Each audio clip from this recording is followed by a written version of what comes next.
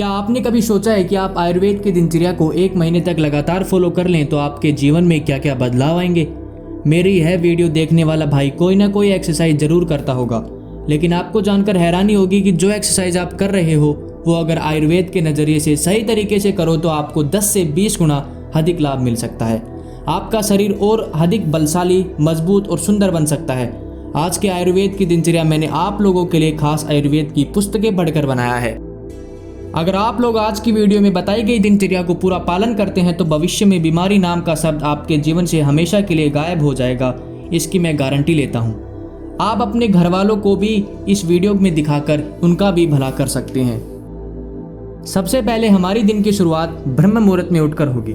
ब्रह्म मुहूर्त का समय सूर्योदय के 1 घंटे 36 मिनट पहले के समय को कहते हैं। अब सबसे बड़ा सवाल यह है कि ब्रह्म मुहूर्त ही क्यों? ब्रह्म मुहूर्त के समय द क्रिएटर्स हावर्स भी कहा गया है। इस समय द लॉ ऑफ अट्रैक्शन नाम का सिद्धांत अपने चरम पे होता है। मतलब सुबह ब्रह्म मुहूर्त में सोचे गए थॉट्स की रियल लाइफ में पूरा होने की प्रोबेबिलिटी और अधिक बढ़ जाती है। इस समय सोची गई कोई भी बात हमारे सबकॉन्शियस माइंड में फिट हो जाती है। दूसरा, इस समय दिन का सबसे प्योरेस्ट इन्वायरमेंट होता है। इस समय सिर्फ 41% ऑक्सीजन और सिर्फ 4% ही कार्बन डाइऑक्साइड होती है। यह तो आपको पता ही होगा कि fresh air gives us fresh energy and fresh mind. और आखिरी में इस समय मिनिमम नॉइज पोल्यूशन होता है। नॉइज पोल्यूशन का हमारे दिमाग पर गहरा असर पड़ता है। हमारी आधी एनर्जी तो इस नॉइज पोल्यूशन को इंटरप्रेट करने में ही लग जाती है। देखिए दोस्तों, अगर हम अब पानी की जिस दिशा में बह रहा है उस दिशा में चलेंगे तो किनारा जल्दी मिल जाएगा। यानी अगर हम नेचर और यूनिवर्स के साथ चलेंगे तो ये नेचर और यूनिवर्स भी हमारे साथ चलेगा और किनारे की तरह हमारे अपने गोल्स जल्दी हासिल हो जाएंगे।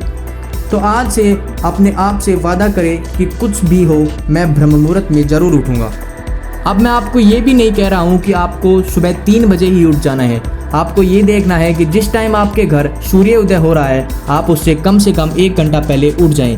यानी अगर आपके घर सूर्योदय का समय 6 बजे है तो आपको 5 बजे किसी भी हालत में उठना ही है। आयुर्वेद कहता है कि सुबह ब्रह्म मुहूर्त में उठकर आपको मेडिटेशन, प्राणायाम और आसन करने चाहिए। अब इन सब चीज़ों के लिए आपको कोई पार्क या खुला स्थान ढूंढना है जहाँ पर आप ध्यान लगा सकें। अगर आपके घर के आसपास ऐसा कोई स्थान नहीं है तो आप अपनी घर की छत पर भी ये सब चीज़ें कर सकते हैं। सुबह आपको शुरुआत ध्यान यानी मेडिटेशन से करनी है। अब मैं आपको मेडिटेशन के फ़ायदे बताऊं उससे पहले बताता हूं कि आपको मेडिटेशन क्यों करना चाहिए और कैसे करना चाहिए। आप एक चटाई पर शांत जगह में सीधी कमर कर बैठ जाएं और ओम का जाप मन ही मन करें। आपका पूरा ध्यान आपकी दोनों आंखों के बीच में होना चाहिए। आप जो थॉट्स आ रहे हैं उन्हें आने दें और कम से कम 10 मिनट ध्यान जरूर करें। मेडिटेशन से हमारे शरीर में सेरोटोनिन हार्मोन जो हमारे जीवन में खुशियाँ, उत्साह लाता है वो रिलीज होता है। दूसरा है मेलाटोनिन हार्मोन जो हमारे स्लीप साइकिल को इम्प्रूव करता है। और ग्रोथ हार्मोन भी रिलीज होता है जो हमें और सुंदर और आकर्षक बनाता है। एक बात हमें ध्यान रखना है कि हमें रोज़ कम से कम 10 मिनट मेडिटेशन जरूर करना है और धीरे धीरे हम इसे बढ़ा भी सकते हैं। पर हमें ये ध्यान रखना है कि हमें रुकना नहीं है, रोज़ कुछ समय मेडिटेशन के लिए ज़रूर देना है।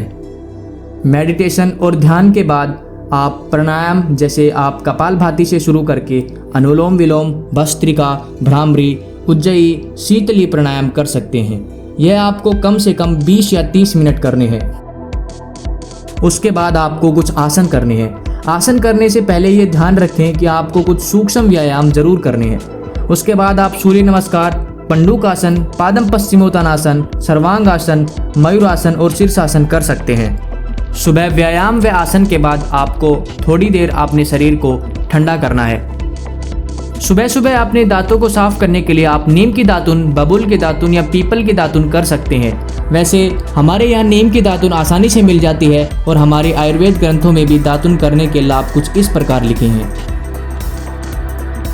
नीम की दातुन करने से हमारे दांतों की चमक तो बढ़ती ही है, उसके साथ साथ हमें भूख अच्छी लगती है, रक्त के सभी दोषों को दूर करती है तथा हमारे गर्मी से भी बचाती है। दातुन करने के पश्चात जब हमारा शरीर ठंडा हो जाए तब हमें ठंडे जल से नहाना चाहिए। ठंडे जल से नहाने से के भी अपने बहुत से फायदे हैं। नहाते समय हमें कुछ बातों का ध्यान रखना चाहिए। पहला, हमें हमेशा नहाने के बाद खाना खाना चाहिए। नहाने से पहले खाना खाया हुआ हानिकारक साबित हो सकता है। खाना खाने के लगभग 4 घंटे बाद ही हमें नहाना चाहिए। अगर हो सके तो नहाने से पहले हम तेल की मालिश भी कर सकते हैं, कम से कम हफ्ते में 1 बार तो जरूर।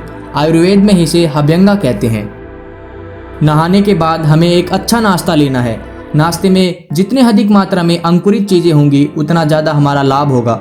जैसे अंकुरित चने, मूंग जैसी चीज़ें हो सकती हैं। आप सुबह जौ से बना दलिया, दही, दूध, केले खा सकते हैं। हो सके उतना आप कच्ची चीज़ें खाएं, जिससे आपके शरीर की एनर्जी एक अलग ही लेवल पर पहुंच जाएगी। नाश्ते के बाद आप अपना दिन भर का काम कर सकते हैं। अब दोस्तों, मैंने आपको जितनी चीज़ें बताई, इन सब चीज़ों में सबसे अधिक महत्वपूर्ण चीज़ आपका संयम है, यानी ब्रह्मचर्य रक्षा।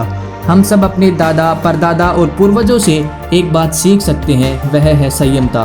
वो इतने हष्ट पृष्ट अपने संयमता और वीर्य रक्षा के कारण ही थे। हम कितना ही अच्छा न्यूट्रिशन क्यों ना ले ले, अगर हम ब्रह्मचर्य व्रत का पालन नहीं कर रहे तो कुछ भी चीज़ हमें नहीं लगेगी और ये सब चीज़ें व्यर्थ ही हैं। तो इसलिए ब्रह्मचर्य व्रत का पालन करना आयुर्वेद में बहुत जरूरी बताया गया है। शाम के समय सूर्य अस्त होने से पहले हमें दंड बैठक लगानी है। अगर आपकी उम्र 16 से 25 वर्ष तक की है तो यह समय आपकी बॉडी बनाने का है। आप अलग अलग प्रकार की दंड लगाएं, जिस पर पहले से मैंने वीडियो बना रखी है। मैं डिस्क्रिप्शन में लिंक दे दूंगा, आप वीडियो में देखकर सीख सकते हैं। इस समय जितना हो सके अपनी दंड बैठक लगाएं। शाम के भोजन आप थोड़ा हल्का लें और शरीर ठंडा होने पर आप शाम को नहा भी सकते हैं। आपको यह दिनचर्या लगभग 1 महीने तक फॉलो करनी है। उसके बाद आप खुद ब खुद रिजल्ट देखेंगे कि आपका शरीर कैसे बदल रहा है। धन्यवाद दोस्तों वीडियो को पूरी देखने